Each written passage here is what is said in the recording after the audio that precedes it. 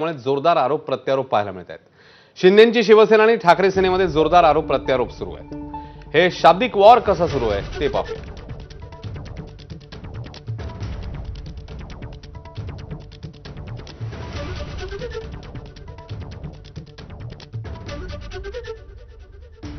या महाराष्ट्रातल्या जनतेने विधानसभेत, नगर परिषदेमध्ये, महापालिकांमध्ये आणि झालेल्या जिल्हा परिषद पंचायत समित्यांमध्ये आम्हाला कौल दिला आहे, आशीर्वाद दिलेला आहे। आणि म्हणून 2019लाच त्यांचा जी काय भूमिका त्यांनी घेतली ती आता या कुठं परभणीमध्ये त्यांचा खरा चेहरा लोकांसमोर आलेला आहे। त्या एकनाथ शिंदेना सांगा जरा अभ्यास करा जरा, डोक्याला तेल वगैरे लावा थंड डोकं होण्यासाठी आणि मग अभ्यास करा।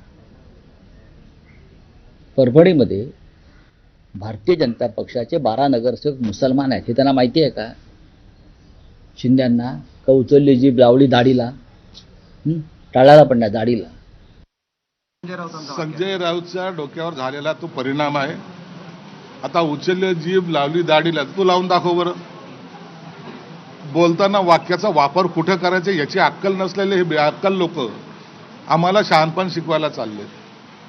तुम्हाला आता तुम्ही काय चांगुलपण करतात हे महाराष्ट्राने पाहिलं, शिवसैनिकांनी पाहिलेलं आहे। आता तुम्हाला ज्या भाषेमध्ये आता उत्तर जर बाळासाहेब असते तर कसं दिलं असतं, तुम्हाला फिरवलं असतं आणि मागून ज्या तुमच्या पृष्ठभागावर लात मारली असती